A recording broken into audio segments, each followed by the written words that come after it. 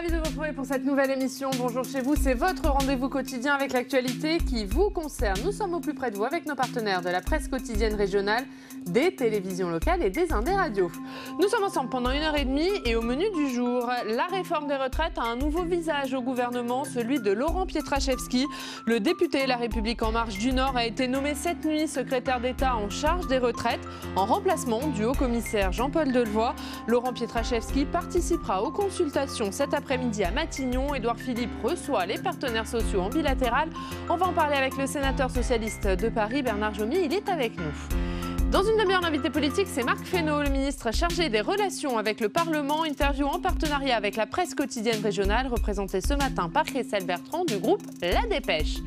Et puis toute la semaine, on vous emmène à passer Noël en Alsace. Aujourd'hui, nous verrons que la magie de Noël s'achète aussi d'occasion, que ce soit pour des raisons économiques ou écologiques.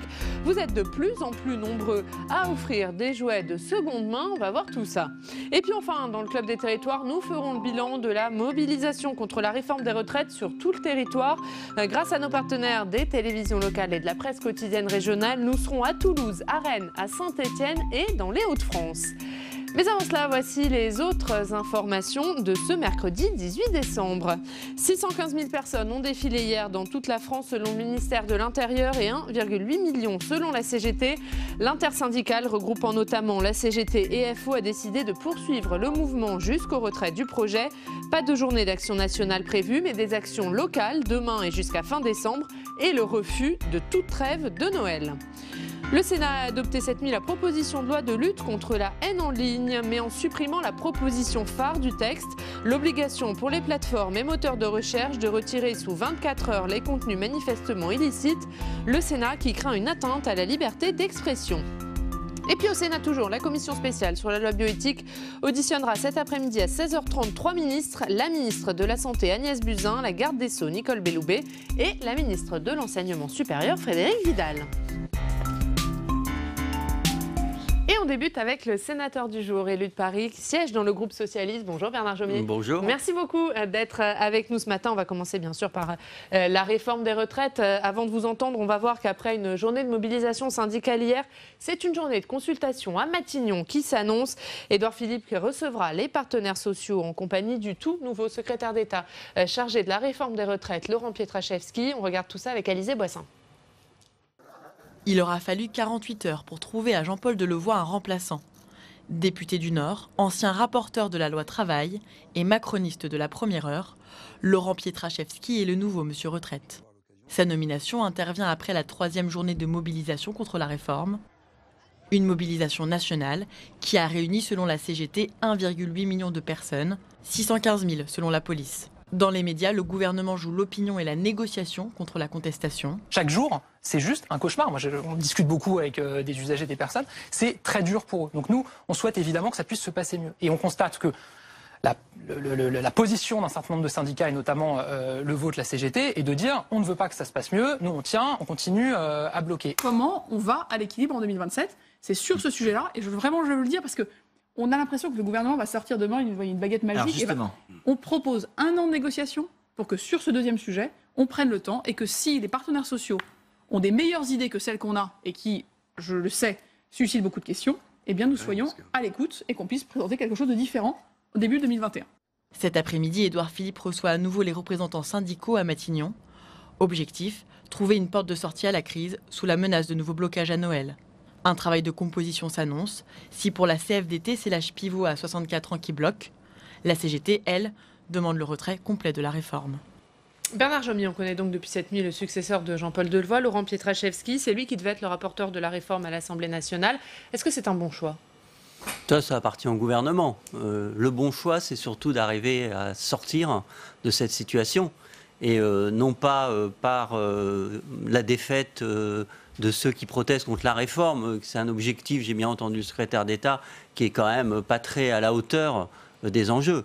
C'est plutôt d'arriver à avoir une réforme des retraites qui fasse un minimum accord. On voit bien que ça fait plus de 2 ans que la concertation a été engagée par le gouvernement. Et au bout de 2 ans, des questions aussi fondamentales que de savoir comment la valeur du point va être garantie.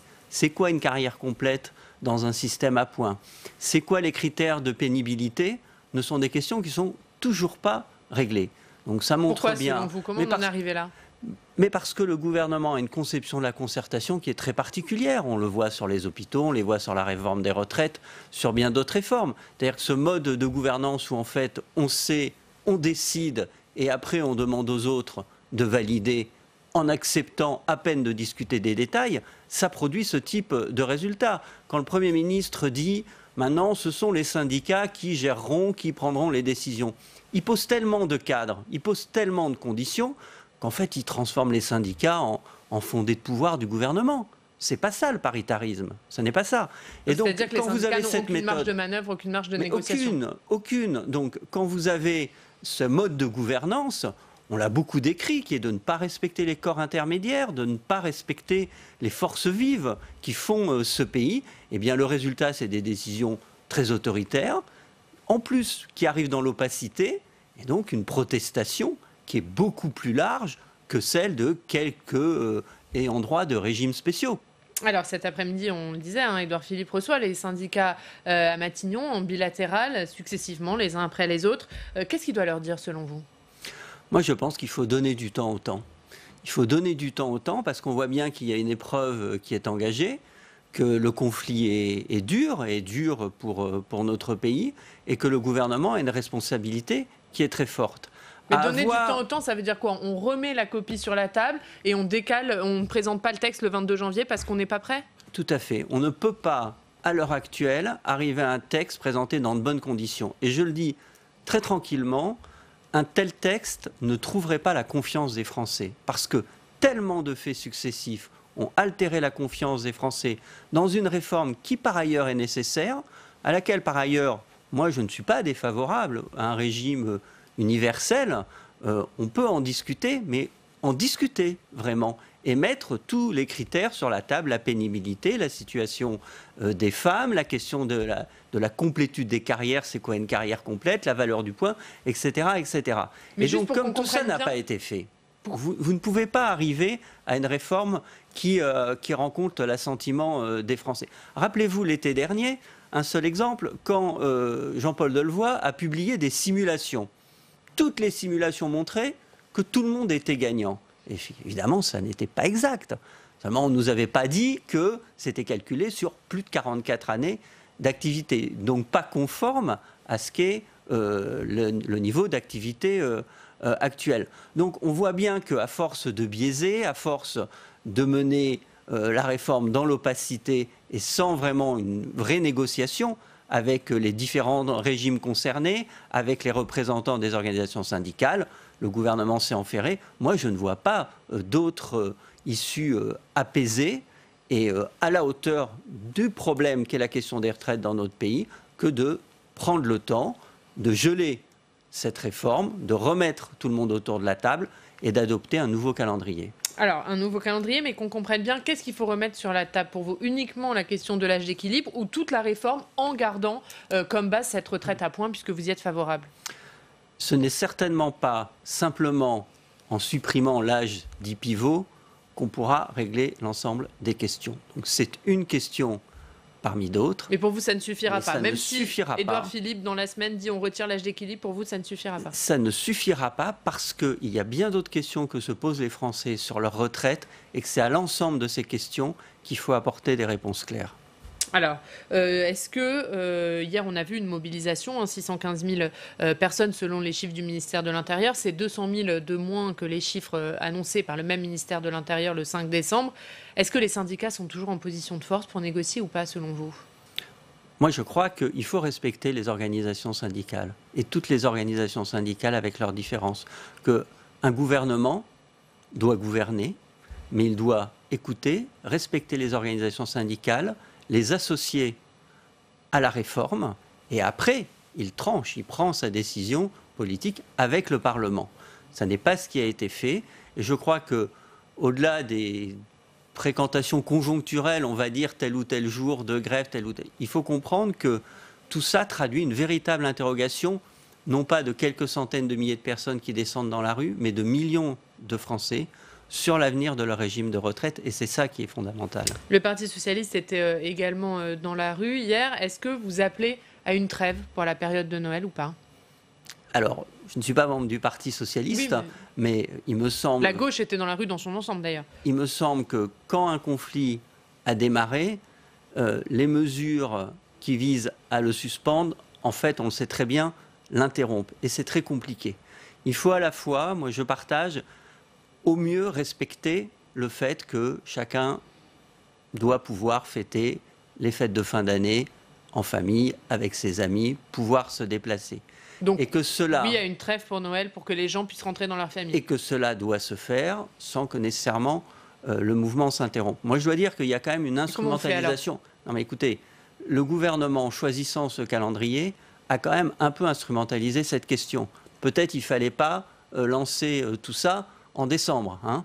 Donc, ce choix est quand même pas très non plus, pas très respectable de la part du gouvernement. Si la question des retraites est une question importante et on converge là-dessus, il fallait choisir un autre calendrier. Donc, mais ça veut dire quoi? Que le gouvernement a cherché à jouer l'opinion, sachant qu'il y aurait des blocages à Noël avec ce calendrier? Bien sûr, il joue l'opinion, il joue chacun d'entre nous dans sa vie privée face à ceux qui font grève et qui paralysent les transports dans notre pays. Donc ça, je pense que c'est une des pires façons de mener le dialogue social. Le dialogue social, il nécessite des prérequis qui sont le respect des uns et des autres et de leurs paroles. Et le gouvernement, en procédant de la façon, encore une fois, ne respecte pas le dialogue social. Et vous pensez que l'opinion peut se retourner? C'est vrai que pour le moment, selon les sondages, l'opinion est plutôt fait plutôt porter la responsabilité de ces blocages au gouvernement. Vous pensez que ça peut changer après Noël? Je ne sais pas comment l'opinion évoluera. Ce que je sais, c'est qu'il y a quelque chose qui est permanent, c'est que l'opinion, tant qu'elle n'aura pas des réponses sur ce que vont devenir nos régimes de retraite, sur, encore une fois, ceux qui exercent des métiers pénibles, le gouvernement entre dans la réforme en supprimant des critères de pénibilité. Ça n'est pas acceptable pour un certain nombre de personnes qui ont des métiers pénibles. Les femmes se posent des questions sur leur carrière, le fait qu'elles soient hachées, et les plus jeunes se demandent si dans 40 ou 45 ans, ils auront réellement une retraite, si elle sera garantie. Donc ce sont les réponses à ces questions qui sont fondatrices. Le reste, c'est une mauvaise façon d'instrumentaliser les tensions que ça crée dans le pays. Alors on va parler d'une autre mobilisation, un sujet que vous connaissez bien, c'est l'hôpital. Mobilisation hier également du personnel hospitalier qui réclame toujours plus de moyens, plus d'effectifs. Pour vous, le plan hôpital présenté par le gouvernement n'est pas suffisant pour répondre à cette colère ?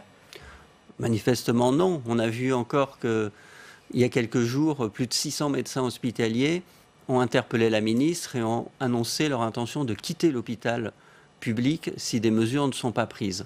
Depuis le début de la crise hospitalière, le gouvernement est en retard et fait des annonces successives qui ne répondent pas profondément à la question. C'est-à-dire qu'il y a un problème budgétaire à l'hôpital, un problème de moyens. C'est tout à fait clair et la réponse est actuellement insuffisante. Mais il y a aussi d'autres questions qui portent sur ce que notre société attend de l'hôpital public, sur ses missions. Est-ce qu'on demande à l'hôpital public de prendre soin des personnes âgées qui ne peuvent plus rester chez elles? Est-ce que, je voyais à Paris, il y a beaucoup de femmes qui accouchent maintenant à l'hôpital et qui se retrouvent à la rue quelques jours après, et ça n'est pas acceptable. Mais est-ce que c'est à l'hôpital de prendre en charge ce type de situation? Est-ce que c'est à l'hôpital de prendre en charge ce qui ne fonctionne plus dans les soins de ville, dans l'ambulatoire? On donne à l'hôpital beaucoup de missions, on lui demande beaucoup et on lui donne trop peu. Et à lui demander toujours plus et à lui donner trop peu, on l'a mis en tension. Il faut maintenant mettre tout le monde autour de la table, de véritables états généraux de l'hôpital, parce que nous devons dire, encore une fois, collectivement, ce que nous attendons de l'hôpital et les moyens que nous sommes prêts à lui consacrer. Et encore une fois, c'est comme sur la réforme des retraites, au lieu de procéder à ce travail de concertation, de négociation qui soit large, le gouvernement, persuadé de détenir la vérité, prend des mesures successives qui sont à côté, qui ratent la cible, et les infirmières continuent à quitter l'hôpital en masse, les médecins continuent à quitter l'hôpital public. Je suis vraiment très inquiet car ça n'est pas une énième crise de l'hôpital, c'est un affaissement complet de l'hôpital public qui met en péril tout notre système de santé. Et pourtant, Agnès Buzyn connaît bien ce milieu hospitalier, ce monde médical, elle en est issue. Pour vous, elle ne comprend pas aujourd'hui ce qui se passe? Écoutez, ce n'est pas parce que vous mettrez un conducteur de train à la tête du ministère des Transports, un médecin à la tête du ministère de la Santé, etc., que vous aurez un bon gouvernement. Donc il faut arrêter avec ce type d'argument. On juge un gouvernement et un ministre à ses actes, aux décisions qu'il prend. Et pour vous, les décisions ne sont pas à la hauteur ? Il y a un hiatus entre les besoins actuels de l'hôpital public et les réponses qui sont apportées par le gouvernement. Et ce n'est pas moi qui le dis, ce sont les personnels hospitaliers qui le disent. Et ils le disent en fuyant l'hôpital en masse. Et c'est beaucoup plus préoccupant. Et c'est ça qu'il faut regarder, plus que le nombre exact de manifestants tel ou tel jour. Allez, on va continuer à parler de ces mobilisations. Comme tous les jours, on va se rendre dans une rédaction locale. Aujourd'hui, on va aller à Orléans, retrouver nos partenaires de la Nouvelle République. Bonjour Éric Richard. Vous êtes journaliste à la rédaction d'Orléans pour la Nouvelle République. Mobilisation évidemment hier contre la réforme des retraites. Ce n'était pas qu'à Paris. Quelle a été la mobilisation dans des villes comme Tours ou comme Poitiers ? Alors en effet, dans le sillage du grand cortège de la manifestation parisienne, vous l'avez dit, bien les régions, elles aussi ont pleinement participé à cette mobilisation. Alors en Centre-Val de Loire, on a ainsi dénombré environ 10 000 manifestants à Tours, presque autant à Orléans et Tours, les deux métropoles de la région, mais aussi 5 000 personnes à Blois, plus de 3 000 à Châteauroux. Et puis un mot du Poitou, dans la Nouvelle-Aquitaine, ils étaient environ 8 000 à Poitiers et 5 000 à Niort. Ce sont des chiffres qui rejoignent ceux du 5 décembre, date, vous en souvenez, du premier jour de mobilisation, ce qui confirme donc la tendance nationale, notamment la fonction publique toujours au cœur du mouvement, avec les enseignants, les personnels de l'éducation nationale, sans oublier les corporations relevant de régimes spéciaux, comme les sapeurs-pompiers professionnels, qui dépendent en province des SDIS, des services départementaux d'incendie et de secours. On le voit, les provinciaux sont eux aussi toujours mobilisés à l'approche des fêtes de Noël. Alors Éric, quel est l'impact de ces mobilisations pour les salariés et pour l'économie dans la région ? Alors, s'il est vrai qu'en région, on ne connaît pas le RER ou les lignes de la RATP, le transport en commun a toutefois toute sa place, y compris dans les trajets entre le domicile et le travail. Et là, il y a effectivement un parallèle avec ce qui se passe en Île-de-France. En effet, en région Centre-Val de Loire, ce sont ainsi plus de 50 000 voyageurs qui se déplacent quotidiennement sur les 28 lignes du TER, le transport express régional. Et là aussi, la paralysie est forte, conséquence de la mobilisation des cheminots dans ce mouvement contre la réforme des retraites. Et comme en Île-de-France là encore, on assiste régulièrement sur les quais de gare ou dans des trains bondés à des gestes d'énervement des usagers, eux aussi tributaires des transports en commun. De même, les médecins commencent à recevoir en consultation ces salariés exténués par ce qui devient la galère des trajets quotidiens. Ça tombe d'autant plus mal en Centre-Val de Loire que la région qui a repris la main cette année sur la gestion de plusieurs lignes SNCF de ce qu'on appelle le transport du quotidien, vient de mettre en œuvre une nouvelle grille tarifaire qui se veut plus attractive pour tous les publics et a déployé beaucoup d'efforts de communication pour faire préférer le train. Alors ce sont autant de raisons qui font espérer là aussi à tous une trêve pour les fêtes de fin d'année et font espérer surtout des jours meilleurs et plus apaisés. Merci beaucoup Éric Richard. On va regarder ensemble la une de la Nouvelle République aujourd'hui. Retraite toujours mobilisée en Loir-et-Cher. C'est à la une de votre journal ce matin. Merci beaucoup d'avoir été avec nous. Et on reparlera bien sûr de cette mobilisation dans d'autres villes, dans le Club des Territoires. Tout à l'heure, on sera notamment à Toulouse ou encore à Rennes ou à Saint-Étienne. On va maintenant passer à ce qui se passe au Sénat. Bernard Jomier, on va voir, puisqu'on va parler de la commission spéciale bioéthique. Vous connaissez bien là aussi le sujet. 3 ministres sont auditionnés cet après-midi. On va en parler avec notre journaliste parlementaire Fanny Conqui.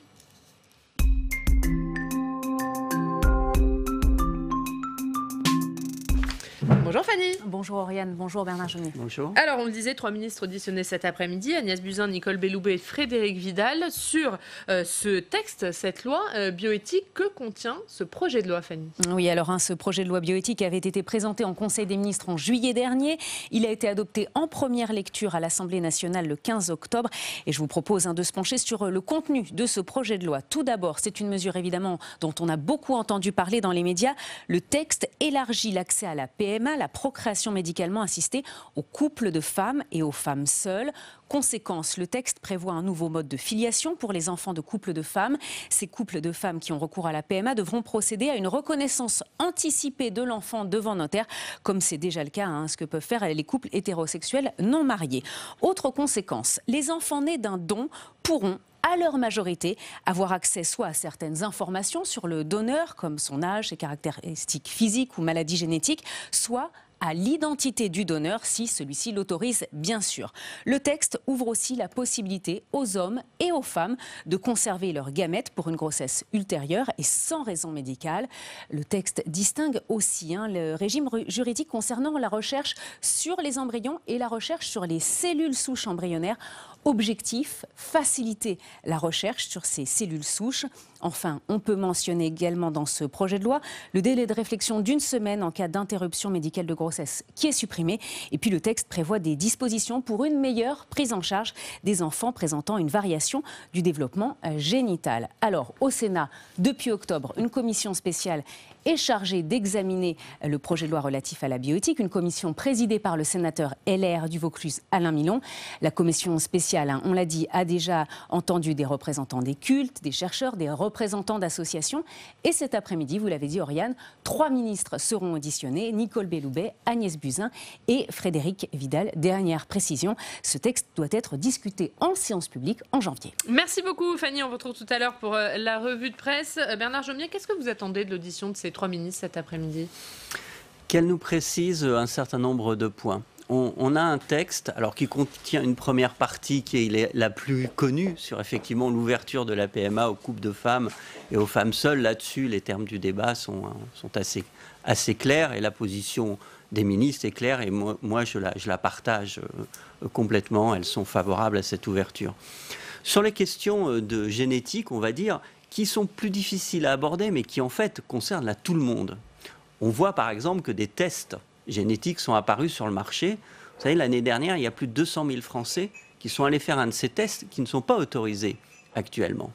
Mais qu'est-ce que ça nous dit d'important? C'est que les progrès de la médecine en la matière vont faire qu'on saura bientôt éliminer certaines maladies qu'on ne sait pas éliminer au jour d'aujourd'hui et on saura faire un peu plus de médecine prédictive. Et donc, ça va concerner chaque Français. Et il faut poser, évidemment, des limites pour avoir des pratiques qui sont conformes à nos valeurs éthiques.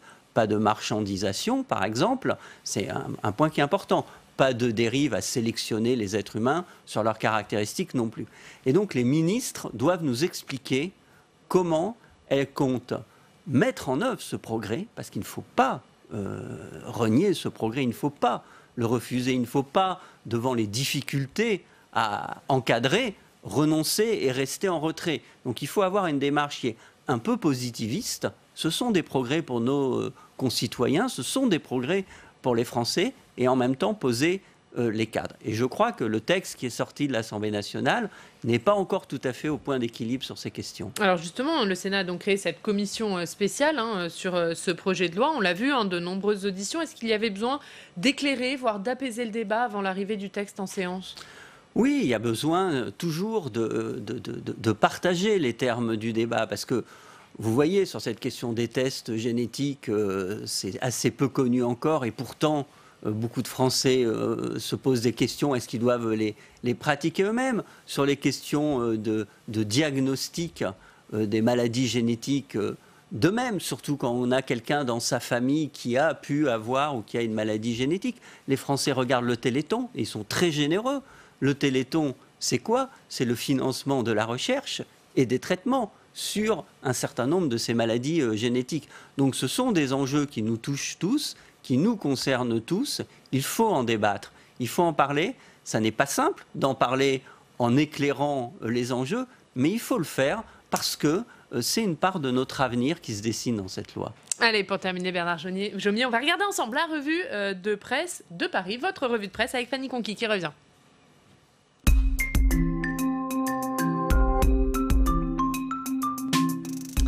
Et Fanny, on commence avec le Figaro. Oui, effectivement, on commence avec le Figaro et on parle de cette centrale à béton qui se trouve dans Paris. Elle existe depuis les années 60, mais les riverains des arrondissements du 15e et du 16e arrondissement ne supportent plus cette centrale qui se trouve sur les quais de Seine, à quelques mètres du pont Mirabeau et de la Tour Eiffel.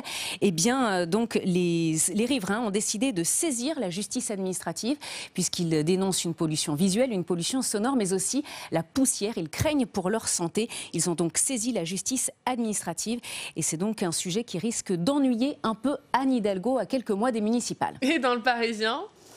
Et dans le Parisien, on parle aussi de la question écologique, de la part d'Anne Hidalgo qui a décidé de ne pas mettre en place de stationnement gratuit dans la ville de Paris. Pourtant, on le sait, conséquence des grèves, eh bien, de nombreux franciliens sont obligés d'utiliser leur voiture pour se rendre sur leur lieu de travail dans Paris. C'est donc une position de la ville de Paris qui peut faire débat puisque, on le sait, à Nice, à Levallois-Perret ou encore à Sèvres, la commune a instauré la gratuité du stationnement pour aider les usagers qui sont obligés de prendre leur voiture. Et on termine avec les municipales à Paris. Oui, c'est dans Ouest France. On parle de ces municipales à Paris et on apprend que l'écologiste David Béliard tend la main à Cédric Villani, le candidat dissident LREM. Au départ, les écologistes ne voulaient pas entendre parler d'alliance. Et bien là, il y a peut-être un changement puisque l'écologiste David Béliard propose donc éventuellement une alliance avec Cédric Villani. On rappelle que dans les sondages, ils sont au coude à coude entre 12 et 14%. Merci beaucoup Fanny. Un mot sur cette main tendue du candidat écologiste David Béliard à Cédric Villani, l'un des deux candidats à La République En Marche? Je ne comprends pas très bien, vous savez, parce que Cédric Villani, moi j'ai beaucoup de respect pour lui, mais il a investi des têtes de liste. Il a une tête de liste, par exemple, dans le 7e arrondissement, qui est anti-IVG et anti-mariage pour tous. Donc que ELV à Paris veuille s'allier avec des personnes qui ont ce type de positionnement politique, bon, je crois que c'est un peu de la cuisine là, à ce niveau-là. C'est électoraliste. Ce qui pour moi est important, c'est qu'il faut mener la transition écologique de Paris. Je suis écologiste et avec beaucoup d'écologistes, notamment le candidat en 2014, Christophe Najowski, avec Célia Bloel qui est adjointe, nous pensons que Anne Hidalgo, elle fait le travail. Elle mène la transition écologique de la ville et donc les histoires d'étiquettes, ces histoires d'accords et de cuisine, ne me passionne pas et moi je fais confiance à Anne Hidalgo et je la soutiens parce qu'elle a démontré sa capacité à agir. On peut parler, faire les programmes les plus radicaux sur l'écologie. La question c'est quels sont les maires qui mène réellement la transition écologique de la ville. Et pour vous, c'est elle la mieux placée à Paris. Et à Paris, c'est elle. Eh bien, merci beaucoup. On aura l'occasion d'en parler, bien sûr, Bernard Gemier. Merci beaucoup d'être venu ce matin. Dans 2 minutes, l'invité politique, c'est Marc Fesneau, ministre chargé des relations avec le Parlement. On parlera bien sûr de la réforme des retraites, mais on fera également un bilan de la session parlementaire et on verra le calendrier des réformes à venir. Mais d'abord, on va regarder un extrait d'Allons plus loin. Hier, dans l'émission de Rebecca Fitoussi, le président du groupe La République En Marche au Sénat, François Patria, était au micro de Steve Jourdain. Il est bien sûr revenu sur cette réforme des retraites. On va l'écouter.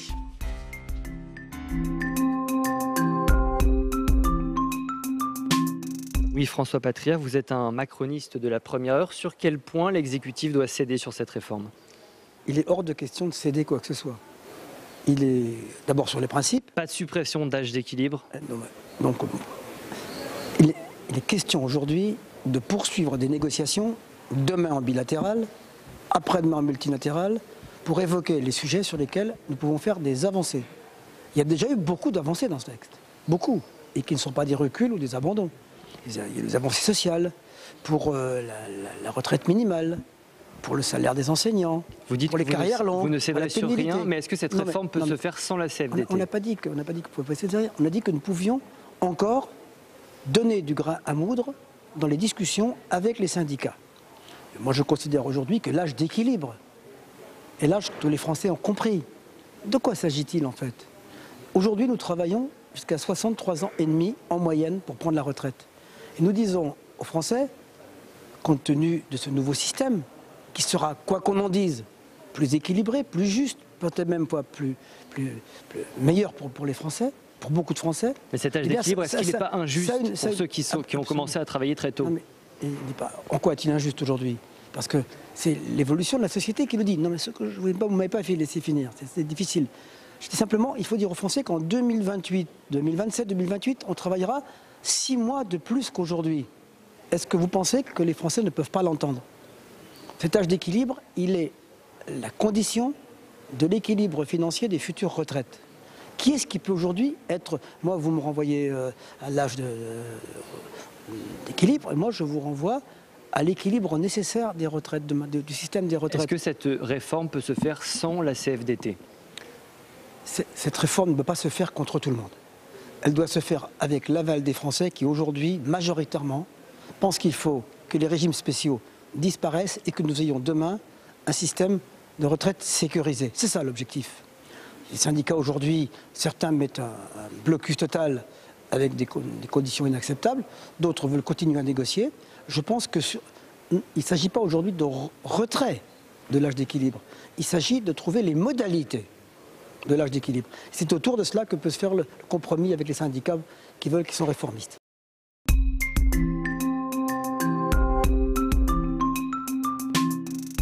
Et notre invité politique ce matin, c'est Marc Fesneau. Bonjour. Bonjour. Ministre chargé des relations avec le Parlement. On est ensemble pendant 20 minutes pour une interview en partenariat avec la presse quotidienne régionale, représentée par Christelle Bertrand du groupe La Dépêche. Bonjour Christelle. Bonjour Marianne, bonjour Marc Fesneau. Bonjour. Et on commence donc par l'information de cette nuit. C'est Laurent Pietraszewski qui va remplacer Jean-Paul Delevoye. Il a été nommé secrétaire d'État en charge des retraites. Est-ce que c'est un cadeau empoisonné ? Un cadeau empoisonné, non. C'est une responsabilité importante puisqu'on est en plein dans le moment de la discussion et là de la finalisation du texte et du projet de loi sur les retraites. C'est un très bon connaisseur du dossier. Moi, je l'ai connu à l'Assemblée nationale. Il a été rapporteur d'un certain nombre de textes qui traitaient de ces questions. Il connaît bien ces sujets-là. Il était d'ailleurs en charge de cette question pour le groupe La République En Marche. Et je lui fais toute confiance, mais c'est vrai que c'est une tâche lourde et ardue, oui, mais il le sait. Plutôt à la nomination d'un poids lourd, est-ce que finalement ça veut dire que c'est Édouard Philippe qui va continuer à piloter ? Mais la question n'est pas d'avoir des poids lourds ou d'avoir des figures médiatiques. La question, c'est d'avoir des connaisseurs du dossier, des gens qui connaissent le fonctionnement de ces organisations. Populariser les mesures, c'est peut-être non, mais d'avoir un poids lourd. Pour populariser les mesures, il faut pouvoir les populariser. Il n'y a pas besoin d'être un poids lourd ou d'être médiatique. Il suffit de dire des choses qui soient compréhensibles pour les citoyens. Est-ce que ce n'est pas le signe que c'est Édouard Philippe qui va piloter cette réforme désormais ? De toute façon, c'est une réforme portée par le gouvernement. Le chef du gouvernement, c'est Édouard Philippe. Il est bien naturel, et vous connaissez Édouard Philippe, il ne fait pas défaut aux responsabilités qui sont les siennes d'être en première ligne, si je peux dire, sur cette question de la réforme des retraites. Mais après, il y a besoin de figures et de personnalités qui connaissent le dossier, qui puissent s'en saisir dans des délais qui soient très courts pour mettre en route et mener à bien cette réforme. Et donc cet équilibre-là est très bon, mais le Premier ministre, de toute façon, est celui avec lequel s'organisent les choses. Alors, la mobilisation contre cette réforme se poursuit. L'intersyndical a annoncé hier soir qu'il n'y aurait pas de trêve de Noël. Qu'est-ce que vous en pensez ? Bon, je regrette qu'un certain nombre de syndicats décident finalement de prendre ces fêtes et cette trêve de Noël, de trêve des vacances de fin d'année, pour mener des opérations de grève. La mobilisation hier a été significative, personne ne le conteste. Je constate quand même au passage que la CGT a un problème avec la réalité des choses, puisqu'on a des chiffres qui sont par rapport à des cabinets indépendants qui font des comptages, qui comptent 75 000 à Paris, et quand la CGT en comptait quasiment 400 000. Quand on décrit comme ça la réalité, il y a un petit sujet. C'est pas en gonflant les chiffres qu'on gonfle le crédit. Il y avait une mobilisation significative, en particulier à Paris, légèrement supérieure et légèrement inférieure, plutôt inférieure même en province, avec un taux de grévistes qui a baissé. Ça n'empêche pas, quelle que soit cette mobilisation, la volonté du gouvernement de dialoguer, de discuter et de faire en sorte qu'on trouve un terrain qui permette aux uns et aux autres de pouvoir exprimer ce qu'ils voulaient, de pouvoir montrer aussi ce qu'ils ont pu obtenir à la fois dans les discussions qui se poursuivent et aussi dans les propositions qui ont été faites par le Premier ministre. Je crois qu'il y a beaucoup de syndicats qui ont envie aussi de poser sur la table leurs demandes, ce qu'ils ont pu obtenir, éventuellement des points de confrontation, mais on est dans une discussion, on est dans une négociation. Il est bien normal que chacun fasse des pas. Et je constate aussi les pas qui sont faits par les uns et les autres, mais que certains décident d'aller jusqu'au boutisme, si je peux dire, des fêtes de Noël. Moi, je le regrette profondément parce que je ne crois pas que ça soit la vocation d'un syndicat que simplement d'être jusqu'au boutiste. Un certain nombre de ceux qui disent qu'il faut passer avec des grèves à Noël sont ceux qui disent je ne veux pas la réforme à point. Nous, on dit qu'il faut une réforme à point parce que c'est une réforme qui est plus juste. Quand on me démontrera, et ça n'est pas le cas, et aucun de ceux qui s'y ont opposés farouchement ne l'ont démontré jusqu'alors, que le système actuel est juste, alors on pourra en discuter, mais le système, ils le savent, le système actuel n'est pas juste. Et donc, on discute avec tout le monde, et manifestement, il y a un certain nombre de responsables syndicaux, responsables au premier sens du terme, qui ont décidé de poursuivre la discussion pour faire en sorte qu'on aboutisse.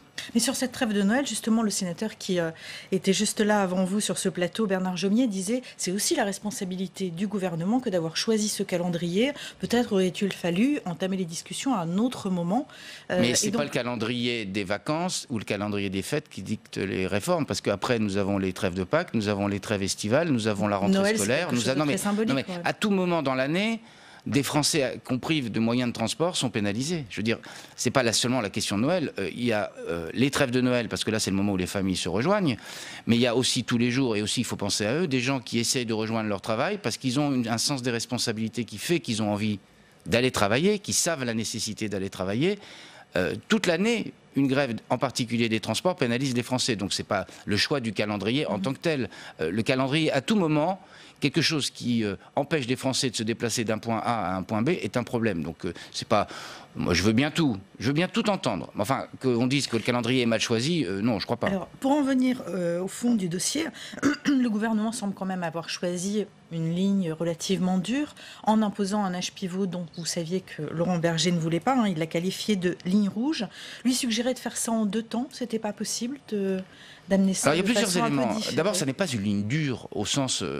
la réforme Touraine menée par les socialistes était une réforme dure parce que c'était uniquement du paramétrique, augmentation de la durée de cotisation sans aucune compensation sociale. Donc ça, c'est une ligne qui me paraît une ligne dure à ceux qui sont les plus fragiles. 2, nous avons fait le choix de faire un choix de transparence, de visibilité et de sincérité vis-à-vis des Français. Vous ne pouvez pas poser une réforme de cette ampleur pour des pluridécennales, pour des dizaines d'années. Et à la question que vous nous auriez posée, que vous m'auriez posée ce matin, de comment vous financez, on verra bien plus tard. Parce que là, c'est une question de décrédibilisation. Deuxièmement, Laurent Berger avait dit, il faut distinguer le systémique du paramétrique, pour faire des mots que maintenant on emploie comme ça, c'est-à-dire la réforme de système et les paramètres, c'est-à-dire ce qui équilibre le système, on le met à côté. Ce qui avait quelque chose d'assez paradoxal, me semble-t-il, parce que le système ne fonctionne que si les paramètres sont stabilisés. Et à vrai dire, le point, c'est un paramètre. Tout est paramètre et tout est système. Donc moi, je refuse de rentrer dans ce débat-là, parce qu'au fond, c'est un débat de technicien que je ne suis pas. Et par ailleurs, je trouve intéressante l'évolution qu'a eu Laurent Berger, et je la salue. Il y a 2 mois, il nous avait dit, il n'y a pas de sujet paramétrique, donc ne parlons pas du paramétrique. Hier, dans une interview, au fond, il parle d'autres paramètres, mais il parle bien de sujets paramétriques. Et 2, il avait dit, la question de la dette, du déficit, c'est une question, c'est l'épaisseur du trait. J'ai le sentiment dans ces déclarations aussi qu'il ne considère plus que c'est l'épaisseur du trait parce qu'il le sait, comme beaucoup de gens le savent, c'est qu'il y a besoin pour que ce système marche, c'est qu'il soit à l'équilibre. Et donc c'est pas une question de ligne dure, c'est une question de la responsabilité d'un gouvernement qui, quand il pose une réforme, il dit aussi les moyens de financement. Après, le Premier ministre, dans sa déclaration au CESE, il a dit si les partenaires sociaux proposent d'autres pistes que cet âge d'équilibre ou cet âge pivot, je regarde et je suis prêt à prendre dès lors que c'est crédible. Alors, Laurent Berger, il propose une hausse de cotisation. Et pourtant, Gérald Darmanin, hier matin, il a tout de suite fermé la porte.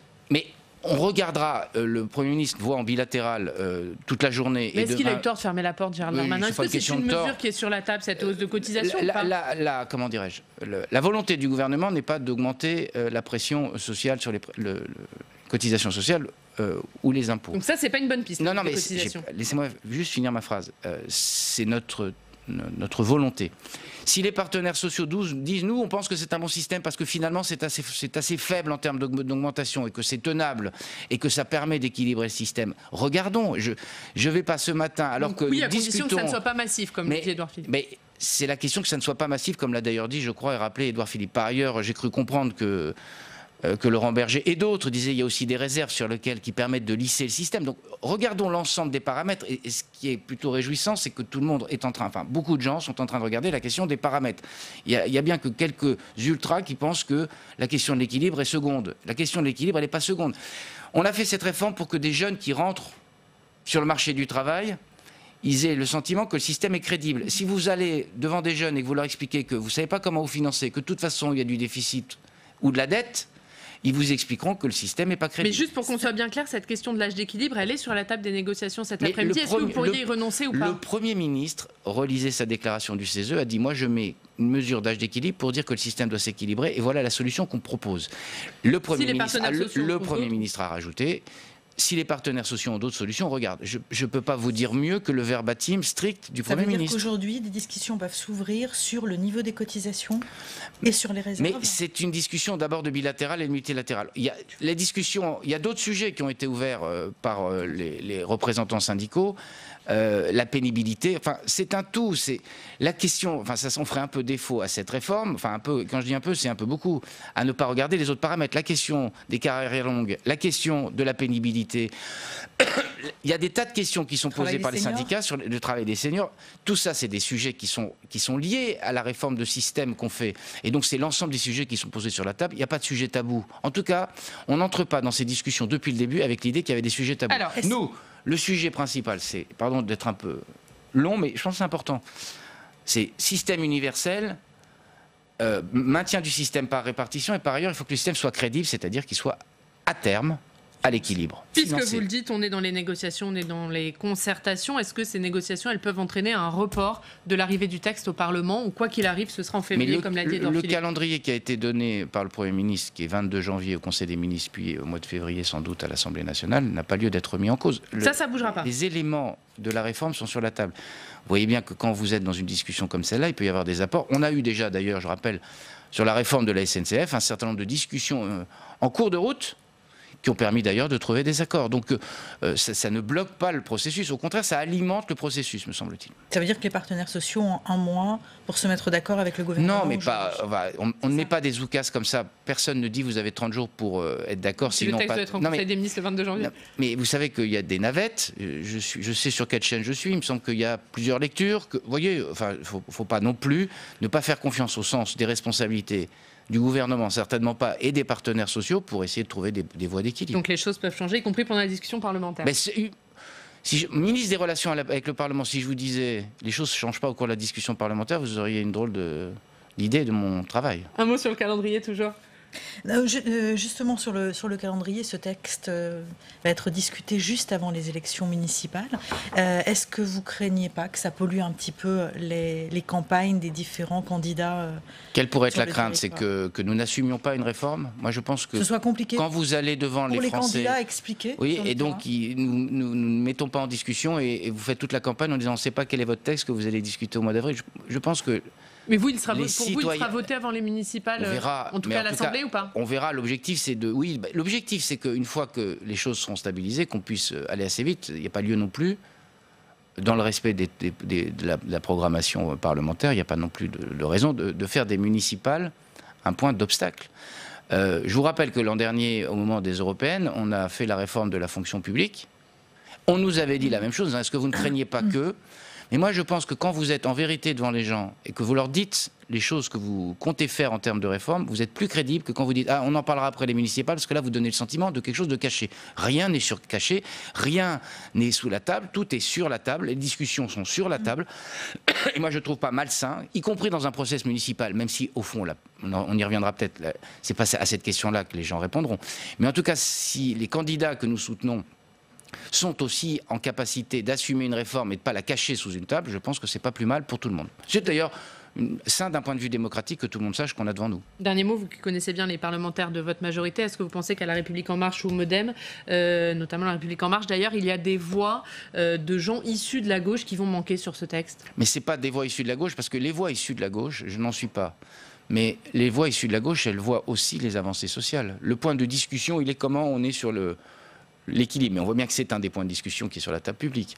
Mais aucun des députés de la majorité, et même je crois qu'une partie des parlementaires de l'opposition, ne peuvent discuter du fait qu'il y a quand même des avancées sociales significatives dans ce texte. Et donc, d'une certaine façon, c'est une des réformes les plus empreintes de justice sociale. Et d'ailleurs, on est au rendez-vous des promesses qu'avait fait le président de la République. On a quand même sorti un certain flottement sur l'âge pivot au sein du groupe parlementaire. Non, mais il y a... Certains disaient on s'est engagé sur un système universel, mais l'âge pivot, on n'a pas été... Mais ça fait partie des discussions, puisque je le répète, je ne vais pas faire toute la matinée du verbatim du Premier ministre. Il a dit que voilà la solution que nous préconisions. il y a peut-être d'autres solutions et que des gens, y compris dans la majorité, se disent est-ce qu'il n'y a pas d'autres solutions. Ce qui est intéressant, c'est que tout le monde est en train de converger vers l'idée, en tout cas les progressistes, comme on dit, représentants syndicaux y compris, vers l'idée qu'il fallait un équilibre du système. Eh bien écoutez, déjà si on a fait un pas vers... Il faut que le système d'équilibre, on a fait un grand pas parce que reconnaissons que ça n'était pas la position d'un certain nombre d'entre eux il y a 2 mois. Bon, si on a fait œuvre de pédagogie collective et qu'on dit il y a besoin d'équilibrer le système pour qu'il soit crédible, tant mieux. Allez, on va faire un bilan des 3 derniers mois de session parlementaire. On arrive à la fin de l'année. L'heure du bilan principal, l'un des principaux changements en tout cas, c'est la séance de questions d'actualité qui désormais est une fois par semaine le mardi à l'Assemblée nationale. Elle dure 2 heures. Quel bilan vous faites de ce changement? Est-ce que finalement c'est pas le Sénat qui en sort gagnant? Non, enfin je crois pas. Alors ça n'est pas à moi d'en faire le bilan pour tout vous dire parce que je suis ministre des Relations avec le Parlement, mais c'est les prérogatives et c'est le choix de l'Assemblée nationale et du Sénat dans un dialogue d'ailleurs qui a été, je crois, respectueux des uns et des autres, que d'avoir modifié ainsi les questions au gouvernement. Le président Ferrand hier a dit en conférence des présidents qu'il ferait un bilan de ces questions pour voir ce qu'il y avait éventuellement à calibrer. Je trouve intéressant pardonnez-moi du terme, le ping-pong qui s'exerce sur les questions parce que ça en fait un exercice moins formel. Certains trouvent que le format est peut-être un peu long. Certains partent à la fin. Oui, les questions au gouvernement sont un moment important. Le gouvernement est au banc. Je comprends que 2 heures d'attention soient compliquées, mais je pense que c'est pas ça le sujet principal. La question c'est en quoi ça participe d'éclairer les citoyens, parce qu'au fond les questions du gouvernement, elles ne sont pas un objet qui est un objet interne. On ne se parle pas entre nous, on parle à l'extérieur au moment des questions au gouvernement. C'est un des moments importants de la vie parlementaire, en tout cas visible pour les citoyens. Et donc il faut en faire un moment qui soit vivant. Je crois qu'il est vivant et que ça améliore ça. Le président Ferrand et la conférence des présidents se saisira de la question pour regarder comment on peut ajuster. Il avait dit que c'était une expérimentation. Il n'a jamais dit autre chose qu'on regarde comment ça fonctionne, comment ça se calibre, comment ça s'équilibre. Et à partir de là, on fera éventuellement des ajustements. Quant à avoir une série mardi, mercredi, Assemblée nationale et Sénat, moi je pense que c'est plutôt une bonne chose. Ça permet que les 2 assemblées soient réunies dans un moment démocratique qui tourne souvent en termes d'actualité politique autour du mardi jusqu'au jeudi matin. Alors, le PLFSS rejeté avant la fin, l'affaire Stroda-Sueur, les relations avec le Sénat sont-elles légèrement dégradées ces derniers temps? Écoutez, moi je suis ministre des Relations avec le Parlement, donc je suis un de ceux qui fréquentent le plus cette maison, que je connais par ailleurs. Vous êtes le mieux placé pour répondre. Le mieux placé, je ne sais pas, mais en tout cas, moi je ne constate pas une dégradation des relations. Il peut arriver, dans la vie démocratique, dans la vie parlementaire, qu'il puisse y avoir des désaccords. J'assume qu'il puisse y avoir des désaccords. C'est pas parce qu'on est en désaccord avec le Sénat qu'on est en querelle avec le Sénat. C'est pas parce que le Sénat, parfois, est en désaccord avec le gouvernement, que je sache, le Sénat n'est pas dans la majorité présidentielle. Donc je ne suis pas surpris que parfois nous ayons des querelles politiques. Très bien, assumons les querelles politiques, essayons d'avancer sur les sujets.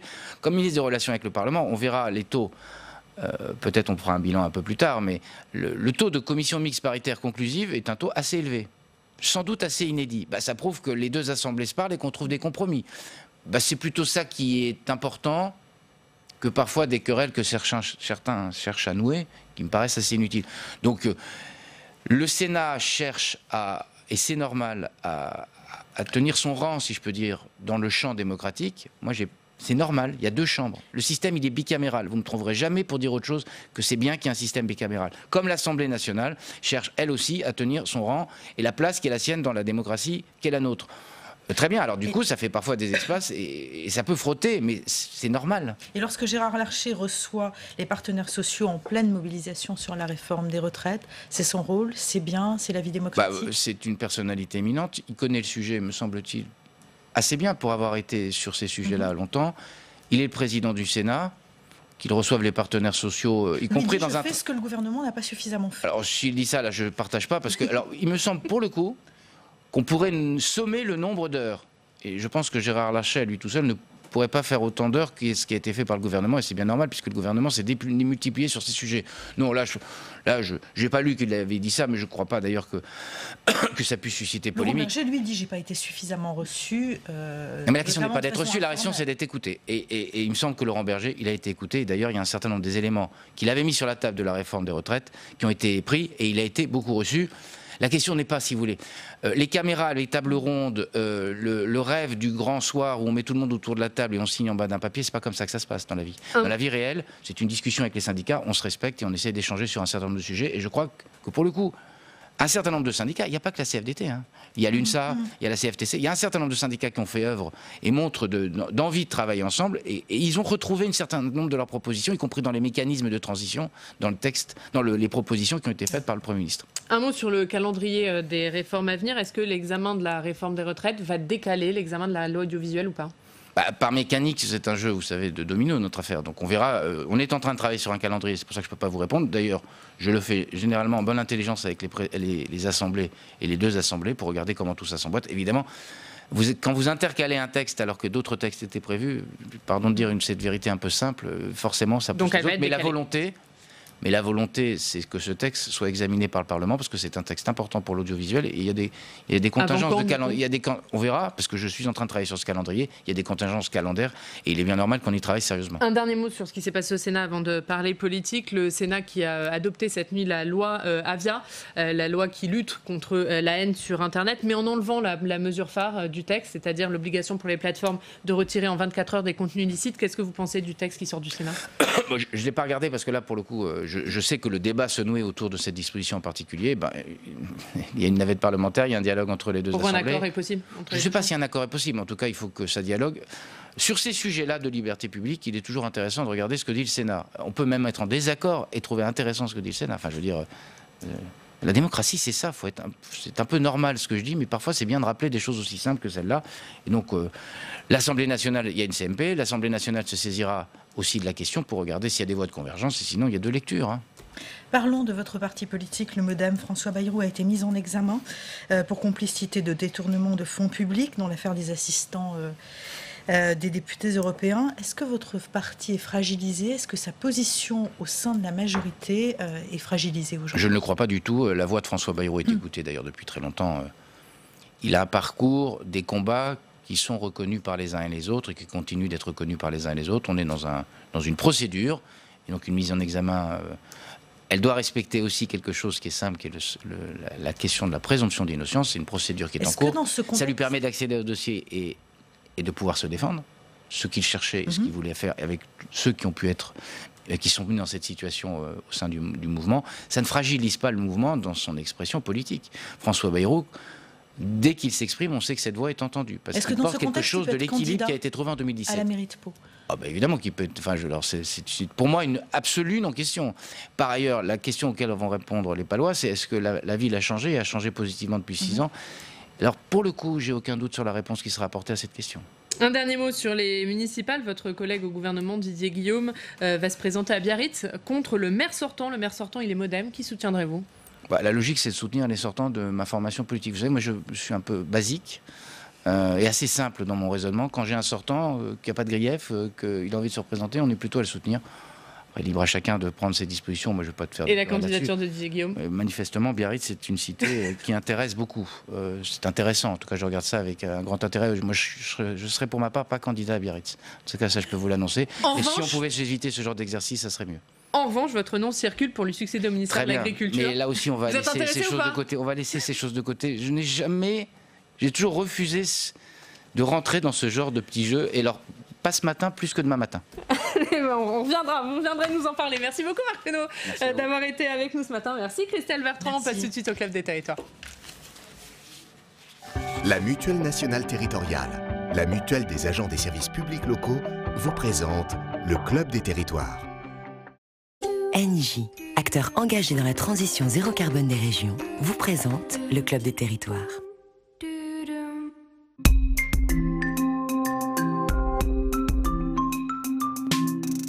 La presse quotidienne régionale et les télévisions locales vous présentent le Club des Territoires. Le Club des Territoires en partenariat avec la presse quotidienne régionale, les télévisions locales et les Indés Radio, un club largement consacré à la réforme des retraites. Nous ferons un point sur la mobilisation dans toute la France grâce à nos partenaires des télévisions locales et de la presse quotidienne régionale. Vous le voyez, nous serons en direct de Rennes avec Stéphane Beignet de TV Rennes. Nous serons à Toulouse avec Éric Berger de La Dépêche du Midi. Et puis nous serons également à Saint-Étienne avec Anthony Verpillon de TL7. Et puis nous irons également voir comment se sont passées les mobilisations dans les Hauts-de-France. vacances. Tout ce sera dans quelques instants. Mais d'abord, vous le savez, c'est l'heure de notre reportage en région.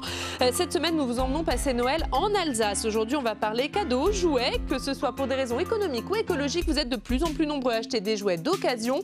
38% des Français déclarent qu'ils ont déjà offert des cadeaux de seconde main. Noël, Audrey Vuettaz et Aurélien Romano sont allés à Strasbourg dans une association qui donne une seconde vie aux jouets donnés par des particuliers ou des entreprises. On regarde tout ça.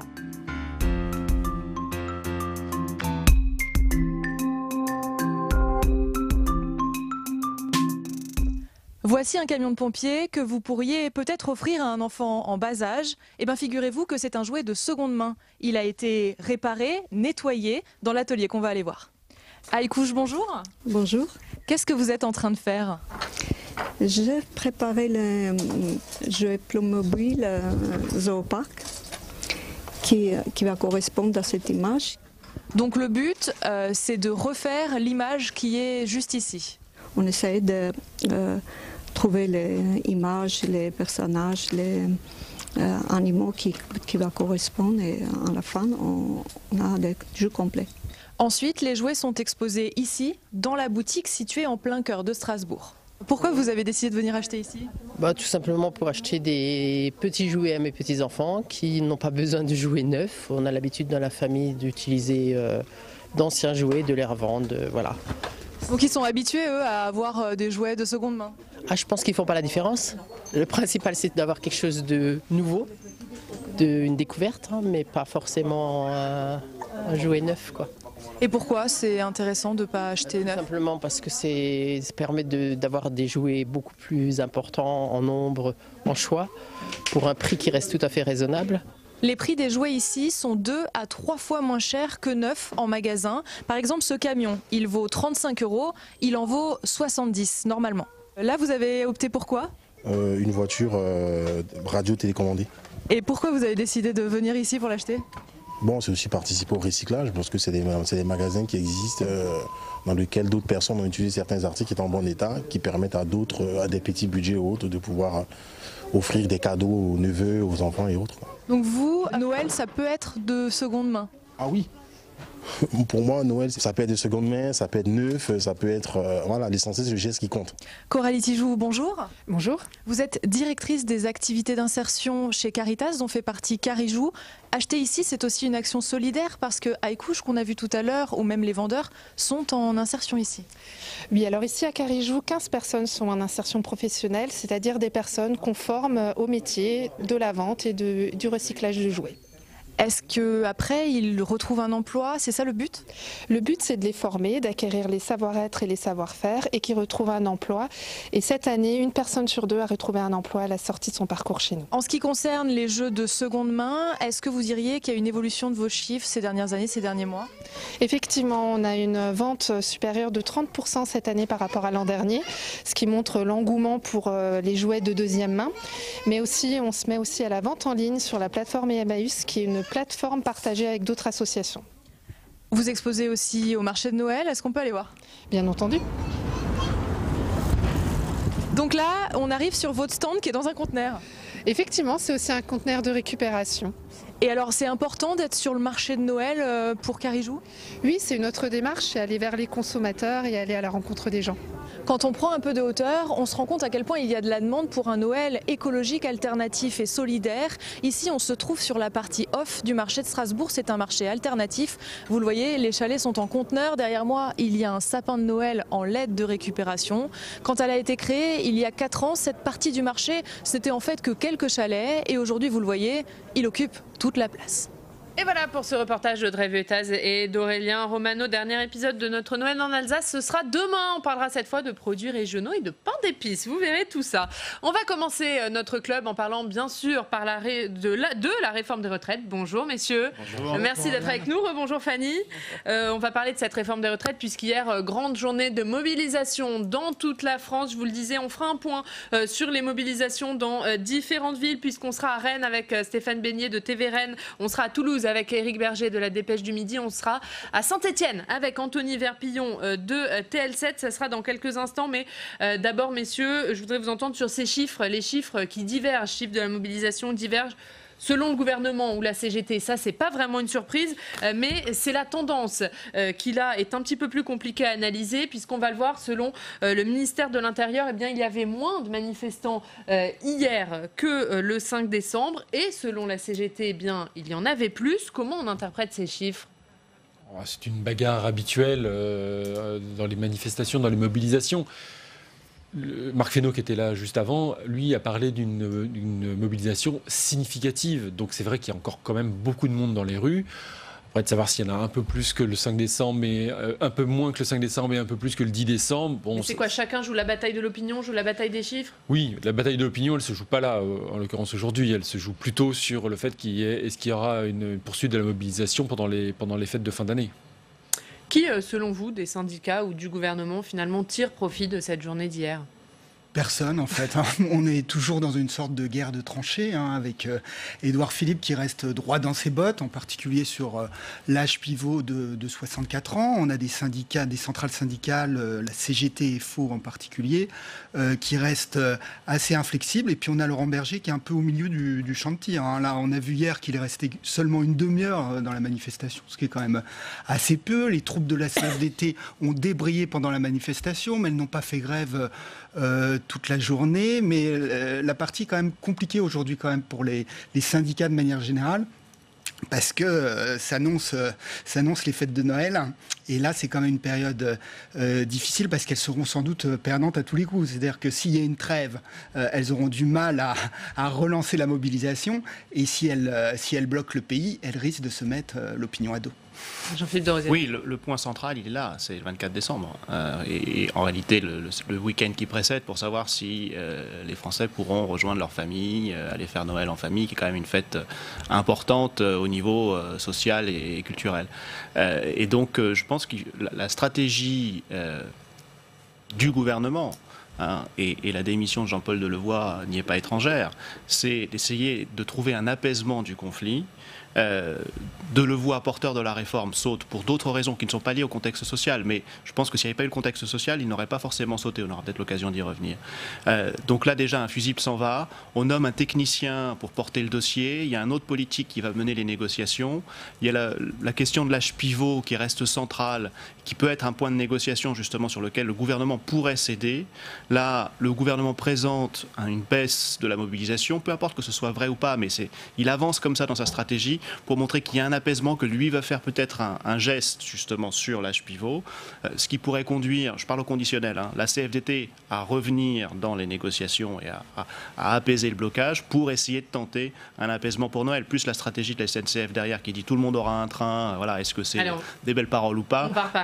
On va reparler. Mais tout ça, je pense que c'est la stratégie continue du gouvernement pour arriver en fin de semaine à essayer de trouver une solution pour... On va parler de cette question et de cette stratégie. On va commencer notre tour de France. On va aller à Rennes, retrouver nos partenaires de TV Rennes. Bonjour Stéphane Beignet.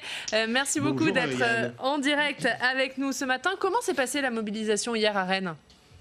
Eh bien, on vous écoutait tout à l'heure vraiment comme chaque matin avec grande attention. À Rennes, en Bretagne, il y a eu un peu plus de monde hier qu'à l'occasion de la grande manif du 5 décembre dernier. Il y avait 13 000 personnes pour la manifestation du 5 décembre. Il y en avait à peu près 18 000. Donc vous voyez, un petit peu plus, 13 000 d'un côté, 18 000 de l'autre. Alors c'est une manifestation qui était unitaire. La CFDT était présente dans le cortège, et puis il y avait également les professions libérales beaucoup plus présentes hier dans les rues de Rennes, avec des médecins, avec le personnel hospitalier, avec des avocats, les professions libérales beaucoup plus présentes, et on a vu que le cortège, qui est toujours le même, mettait beaucoup plus de temps à démarrer. Il y avait plus de personnes hier à Rennes à la manifestation. Alors plus de personnes, mais dans quelle ambiance, Stéphane Beignet? Est-ce que la manifestation s'est bien passée, s'est bien déroulée? Alors, il y a eu quelques heures, pas de Black Bloc hier à Rennes, simplement des casseurs, plutôt en début de cortège. Il y a eu quelques tirs de lacrymogènes. Il y a eu également le canon à eau qui est venu place de Bretagne éloigner les casseurs qui voulaient s'en prendre aussi à quelques commerces. Et puis, il y a une artère très, très importante empruntée à chaque fois par les cortèges des manifestants. C'est le long boulevard de la Liberté. Eh bien, hier, pour éviter toutes les dégradations, notamment qui avaient pu se produire le 5 décembre dernier, eh bien, les forces de police ont complètement encadré l'ensemble des magasins, et ce qui fait que le cortège est passé et il n'y a pas eu les dégradations habituelles, c'est-à-dire des bris de glace, des inscriptions sur les murs. Donc hier, il n'y a pas eu vraiment les problèmes enregistrés le 5 décembre, voire le 8 décembre dernier. Merci beaucoup, merci Stéphane pour ce compte-rendu de la manifestation hier à Rennes. Merci d'avoir été avec nous pour TV Rennes. On va maintenant se rendre à Saint-Étienne. On va retrouver Anthony Verpillon pour TL7. Anthony Verpillon, journaliste à TL7. Bonjour Anthony, on entendait Stéphane Beignet nous dire qu'il y avait eu plus de monde hier à Rennes. Est-ce que c'était le cas également à Saint-Étienne ? Non, à Saint-Étienne, la mobilisation a été assez stable, finalement, par rapport au 5 décembre, environ 10 à 15 000 personnes. Alors ensuite, il y a évidemment la bataille des chiffres, selon que l'on se passe du côté des autorités ou des syndicats, une bataille qui, finalement, devient un peu obsolète, parce que la préfecture nous indiquait 5 200 manifestants, là où les syndicats en annoncent 30 000. Selon nos estimations, du coup, c'est entre 10 et 15 000.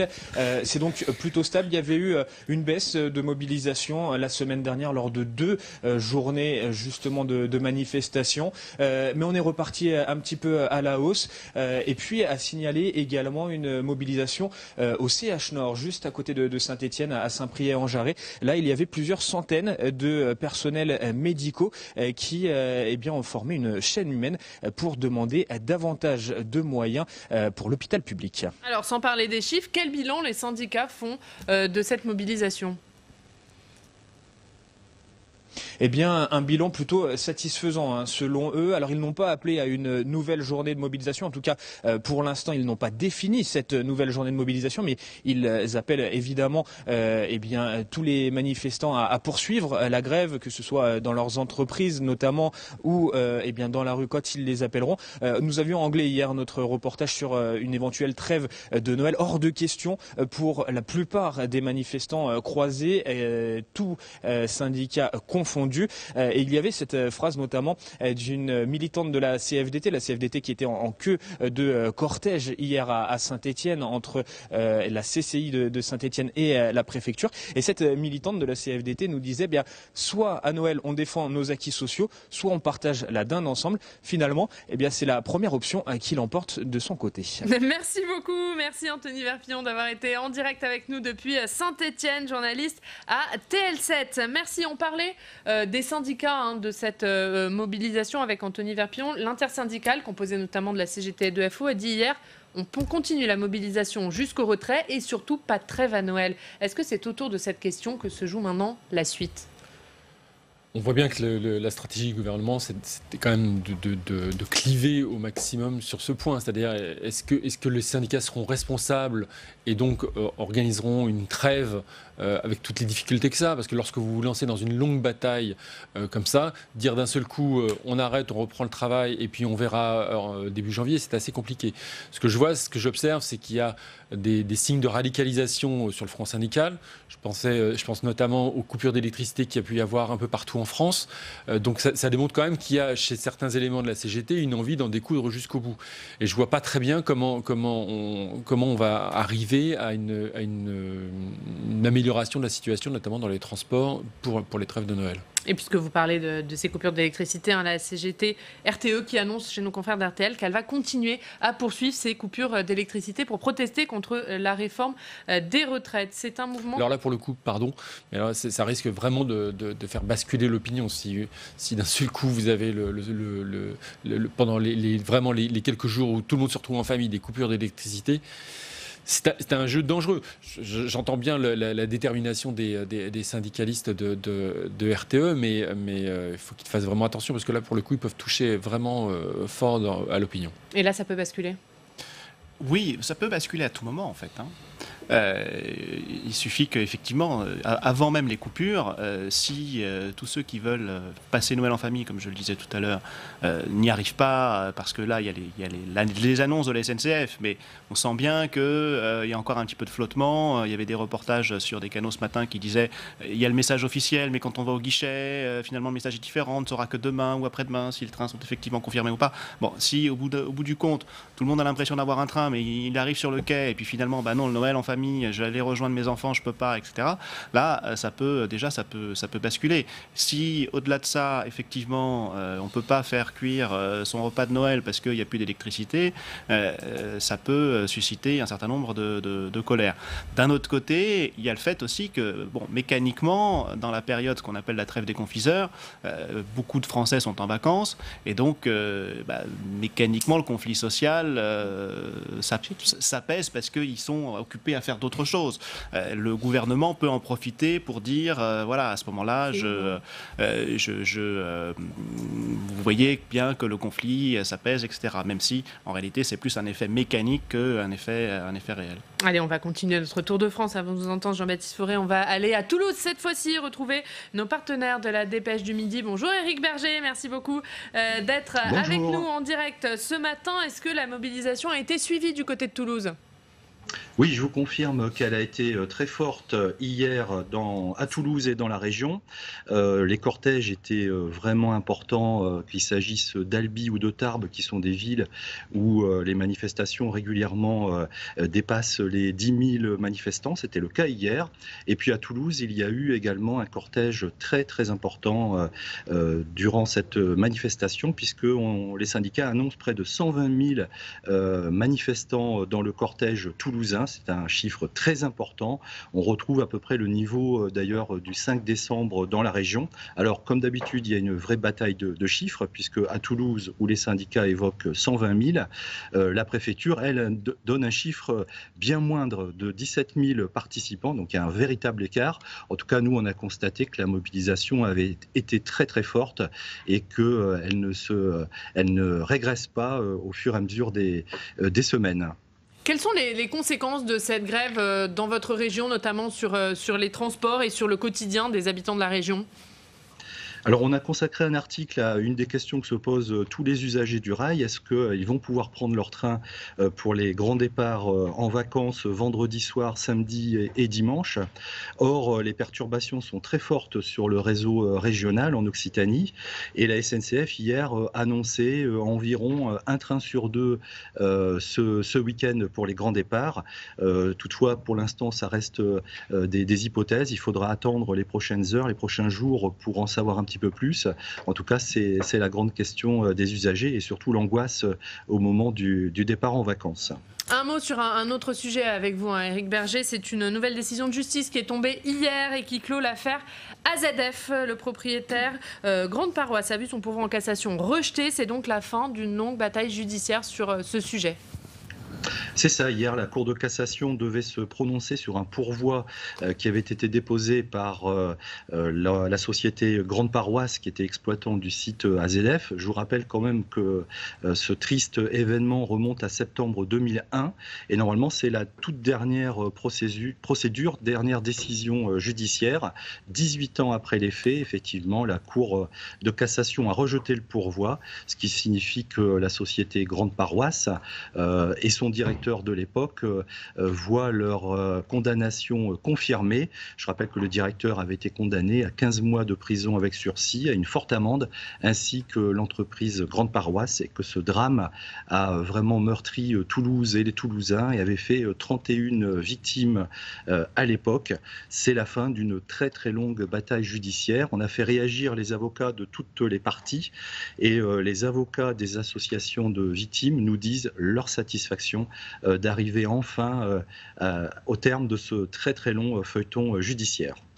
Merci beaucoup, merci Eric Berger d'avoir été avec nous. On va voir la une de la dépêche du midi aujourd'hui. Édouard Philippe sous pression, c'est à la une de votre journal ce matin. Merci d'avoir été en direct avec nous depuis Toulouse. On va terminer ce tour de France des mobilisations en allant voir ce qu'il s'est passé du côté des Hauts-de-France grâce aux équipes de WEO, les équipes de WEO qui ont suivi les mobilisations à Calais, à Amiens et à Laon. Regardez, c'est un reportage de Caroline Fichten, Adélaïne Bollard et Boris Nicolas.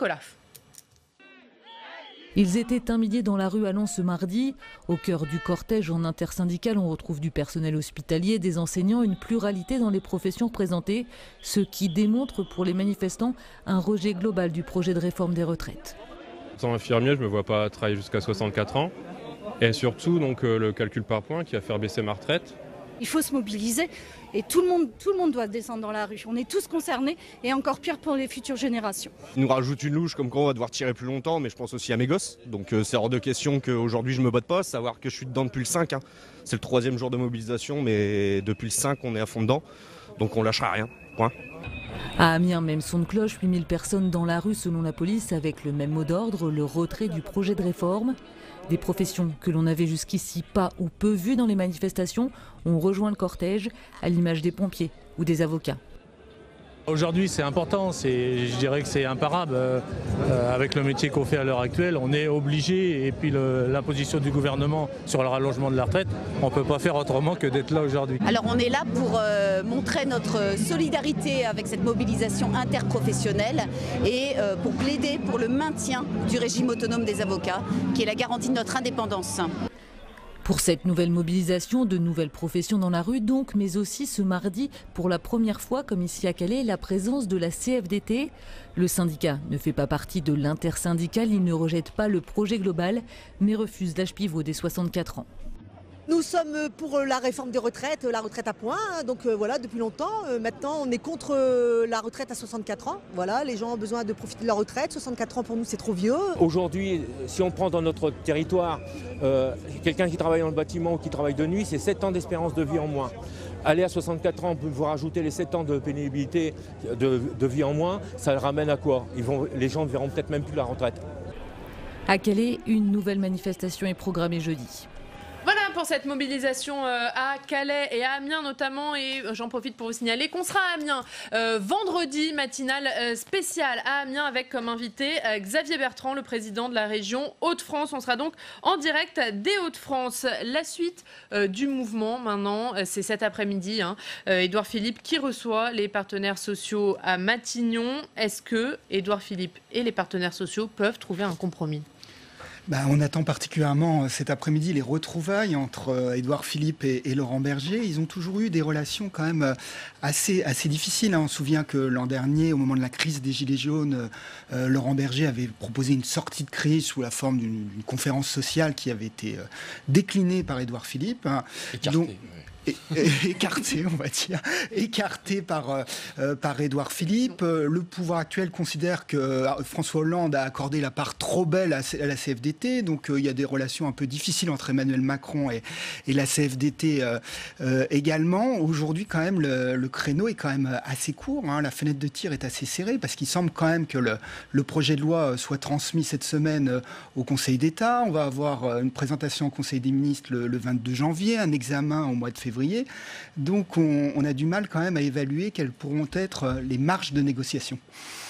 On part de loin. Il y a une incompréhension qui s'est nouée entre la CFDT et notamment Laurent Berger et l'exécutif depuis des années maintenant, enfin depuis l'arrivée au pouvoir d'Emmanuel Macron. Donc j'ai du mal à croire qu'on puisse recoudre comme ça les fils de la confiance. Il a le sentiment d'avoir été trahi, Berger, notamment sur les négociations sur l'assurance chômage. Le gouvernement dit aujourd'hui, si vous trouvez des bonnes solutions pour les retraites, on est d'accord, on va signer avec les partenaires sociaux. Mais c'est ce qui s'est passé sur l'assurance chômage, sauf que sur l'assurance chômage, il y avait de tels prérequis, c'est-à-dire qu'il fallait absolument économiser 1 milliard d'euros, que effectivement les partenaires sociaux n'ont pas trouvé de solution. Et là, le gouvernement a dit très bien, puisque vous ne trouvez pas de solution, je reprends les choses en main et je vais vous faire ma potion magique. Et ça, la CFDT n'a pas du tout accepté ça. Et lorsque tout à l'heure Marc Fesneau disait que Laurent Berger avait été écouté, On peut en douter. Franchement, il a répété qu'il était contre l'âge pivot et ça n'a pas empêché, y compris jusque dans les week-ends du début décembre où il y avait toutes des négociations, il n'a pas été vraiment entendu. Allez, on aura écouté, mais pas entendu. Et puis on aura bien sûr l'occasion d'en reparler. Voilà, c'était ce qu'on pouvait dire sur cette mobilisation d'hier et ce Tour de France. On va remercier nos partenaires des télévisions locales et de la presse quotidienne régionale. C'est la fin de l'année, c'est donc l'heure du bilan.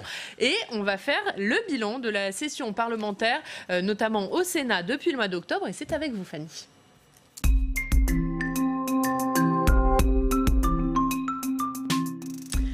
Et Fanny, durant ces 3 mois, le Sénat a fait entendre sa voix. Oui, notamment sur le PLFSS. Les relations entre le gouvernement et le Sénat furent quelque peu tendues lors du vote du projet de loi de financement de la sécurité sociale pour 2020. Coup d'éclat dans l'hémicycle, c'était le 14 novembre dernier. Les sénateurs décident d'arrêter l'examen du texte et de rejeter en bloc le PLFSS. En cause, les annonces du plan hôpital. Des annonces qui étaient prévues à l'issue du Conseil des ministres du 20 novembre, soit après l'examen dans l'hémicycle. Des annonces qui allaient donc rendre caduc le texte qui était en train d'être examiné par les sénateurs. Je vous propose d'ailleurs d'écouter le chef de file du groupe LR au Sénat, Bruno Retailleau. C'était le 14 novembre dernier. Cet incident parlementaire, plus même, est suffisamment exceptionnel pour que nous puissions nous en expliquer après la conférence des présidents. Nous avons assisté ces dernières heures, ces derniers jours, à une mascarade. Cette mascarade, ça n'est ni plus ni moins que le mépris du Parlement et de la Haute Assemblée du Sénat de la République. Vous avez voulu, Madame, Monsieur le Ministre, instrumentaliser le Sénat dans un rôle d'un théâtre d'ombre virtuel. Alors en nouvelle lecture, le 30 novembre dernier, le Sénat a finalement adopté le PLFSS, mais la Chambre haute a cependant refusé d'approuver l'objectif national des dépenses d'assurance maladie, l'ONDAM, jugé toujours insuffisant, même avec la rallonge pour l'hôpital. Alors le Sénat s'est fait entendre, mais Fanny, on a vu Bruno Retailleau, la droite sénatoriale s'est particulièrement fait entendre durant ces 3 mois. Oui, effectivement, particulièrement ces dernières semaines, Bruno Retailleau, un chef de file du groupe LR au Sénat, a notamment déposé une proposition de loi visant à instaurer un service minimum dans les transports. Et le contexte, évidemment, n'est pas anodin. Le sujet a été mis sur la table à la veille de la grande grève du 5 décembre dernier. Si le droit de grève est constitutionnel, Bruno Retailleau met en avant un autre principe qui est celui de la continuité des services publics.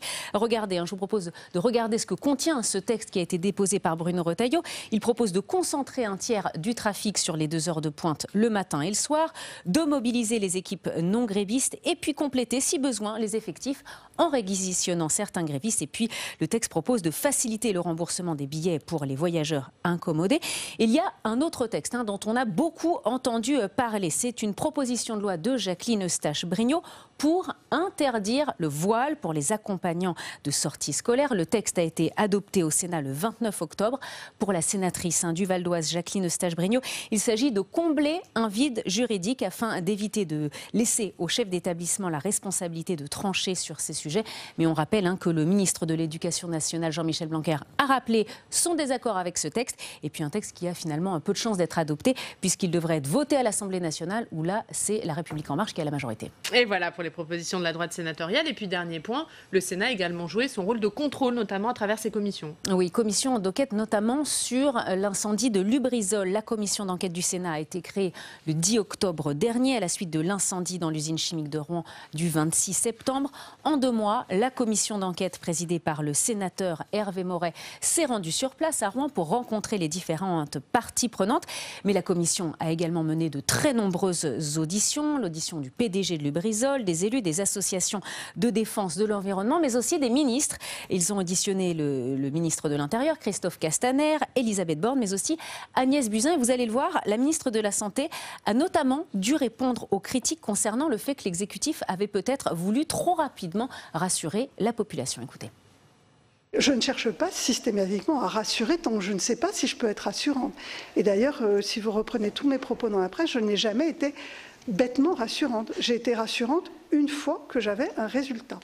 Et donc, j'ai été vraiment très rigoureuse. Et tant que je n'avais pas de résultat, je disais, je ne sais pas. Autre commission d'enquête, celle sur la radicalisation islamiste. Après l'attaque de la préfecture de police de Paris le 3 octobre, une commission d'enquête a été lancée à la demande du groupe Les Républicains au Sénat. La rapporteure de cette commission, c'est la sénatrice LR Jacqueline Eustache-Brinio. Objectif affiché de cette commission, mettre en lumière la manière dont le radicalisme islamiste s'est développé en France. Autre objectif affiché, établir les conséquences éventuelles dans certains domaines, comme l'université ou les services publics par exemple. Et enfin, déterminer des moyens d'agir et établir des préconisations. Pour ce faire, la commission a procédé à de nombreuses auditions de spécialistes, de chercheurs, mais aussi d'acteurs de terrain, des auditions qui sont prévues, des membres des communes, des hôpitaux, des écoles, des associations, pour avoir des remontées de terrain, des auditions qui ont commencé le 3 décembre dernier. Merci beaucoup Fanny pour ce point très complet sur ces 3 mois de session parlementaire. Quel bilan vous en tirez, vous, Jean-Philippe de Rosier? Est-ce que c'est quoi? C'est l'illustration du Sénat, opposition constructive? Oui, assez clairement. Depuis le début du quinquennat, le Sénat est un petit peu dans le collimateur de l'exécutif. Ils n'ont pas commencé sous les meilleurs auspices, ne serait-ce qu'avec le projet de loi constitutionnelle qui tendait à minimiser son rôle, voire à cheminer vers sa suppression. Et le Sénat n'a eu de cesse de rappeler qu'il est une deuxième chambre essentielle, si ce n'est indispensable, dans le fonctionnement et dans l'équilibre démocratique de la Ve République. Et on lui a reproché de faire de la politique, parfois, notamment lors de la commission Benalla, mais c'est précisément pour ça qu'il est là. Il est là pour faire de la politique. Il n'est pas pouvoir judiciaire, il n'est pas administration, il est le Parlement et il fait effectivement de la politique. L'opposition, c'est son rôle. Opposition constructive, le Sénat a toujours été un contre-pouvoir, quelle que soit la majorité à l'Assemblée nationale, même lorsque c'est une majorité de droite, disons les choses clairement.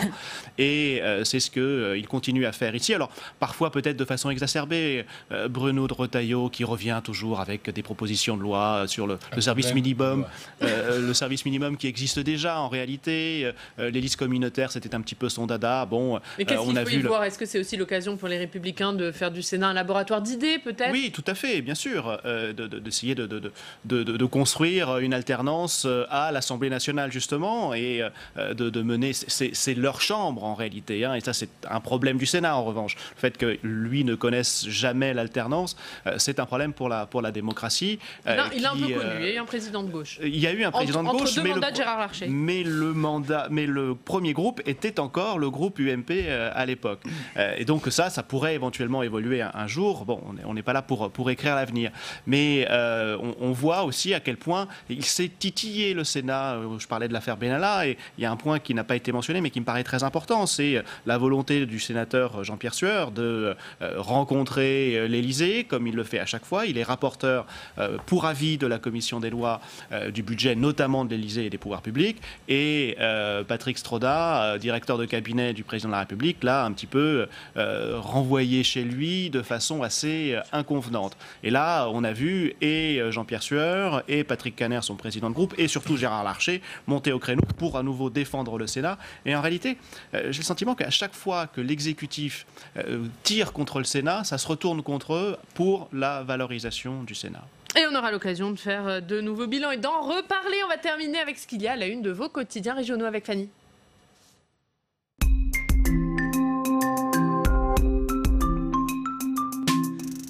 Et Fanny, on commence avec La Voix du Nord. Oui, La Voix du Nord, et évidemment, à la une de la presse régionale, on revient sur cette mobilisation, ces manifestations hier. À la une de La Voix du Nord, ce bras de fer. On sait que les consultations se poursuivent cet après-midi à Matignon, qui reçoit donc les partenaires sociaux. Et la réforme des retraites, c'était aussi à la une du Républicain Lorrain. Oui, cette fois, on voit une photo qui a été prise donc à Metz. À Metz, ils étaient nombreux hier. Ils étaient précisément 6500 manifestants à se mobiliser contre cette réforme des retraites. Pareil pour Ouest France. Oui, cette fois, on continue notre tour de France de la mobilisation. Cette fois, c'est une photo qui a été prise à Quimper et Ouest France qui revient sur le fait que pour la première fois, la CFDT appelait aussi à se mobiliser hier. Et on termine avec le Sud. D'abord Nice Matin. Oui, Nice Matin, avec cette photo, cette fois qui a été prise donc à Nice. Et cette question, et si on tapait dans les caisses? Nice Matin qui revient sur cette suggestion de la CFDT qui propose de puiser dans les réserves des régimes de retraite. Une idée qui fait débat. Et la Provence, pour terminer. Oui, la Provence. Là, cette fois, on voit une photo de Marseille. Et à lire dans la Provence, cet entretien avec le patron de la CFDT, qui a un rôle clé dans ces négociations. La colère de Laurent Berger, c'est donc à lire dans la Provence ce matin. Merci beaucoup. Merci Fanny. On va regarder vos unes, messieurs. La une de l'Express, sacré British. C'est à la une de votre journal, Thierry Dupont. Et 10 secondes pour nous parler d'un papier sur Laurent Berger. Oui, c'est ce que je développais tout à l'heure, l'incompréhension grandissante entre Laurent Berger de la CFDT et l'exécutif. Laurent Berger qui se retrouve à faire de la politique de plus en plus, ce qui n'était pas sa vocation première. Voilà. Laurent Berger, l'homme qui défie Emmanuel Macron. C'est à lire cette semaine dans l'Express. Très rapidement, Jean-Philippe de Rosier, votre blog, avec un article sur le chiffre 13. 13, un chiffre oui, qui porte chance pour les uns et malheur pour les autres. C'est aussi le nombre de fonctions qu'a finalement déclaré Jean-Paul Delevoye, qui lui a valu de passer très rapidement de membre à ancien membre du gouvernement. Et voilà, et c'est donc à lire sur votre blog. Et la une de la Gazette des Communes cette semaine, consacrée au DGS, directeur général des services, mais 2 papiers très vite. Jean-Baptiste, d'abord sur les maires qui collectionnent les mandats. Oui, contrairement à ce qu'on pense, le cumul des mandats n'a pas été aboli dans la sphère locale. On voit par exemple un Christian Estrosi qui est à la fois maire de Nice, président de la métropole de Nice et premier vice-président, président délégué même très exactement, de la région PACA. Donc on a encore un certain nombre de grands collectionneurs de mandats. C'est ce qu'on appelle la stratégie du baobab, qui permet d'éviter toute concurrence dans la sphère locale. Et pareil, deuxième papier sur le président des régions et départements qui multiplie les casquettes, c'est à lire sur le site de la Gazette des Communes. Merci beaucoup messieurs d'avoir été avec nous. Demain, l'invité politique Stéphane Troussel, président du conseil départemental de Seine-Saint-Denis. On vous attend demain. Très bonne journée. Quotidienne régionale et les télévisions locales vous ont présenté le Club des Territoires.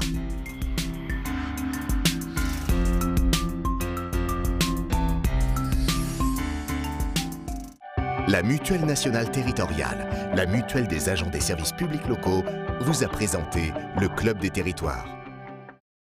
NJ, acteur engagé dans la transition zéro carbone des régions, vous a présenté le Club des Territoires.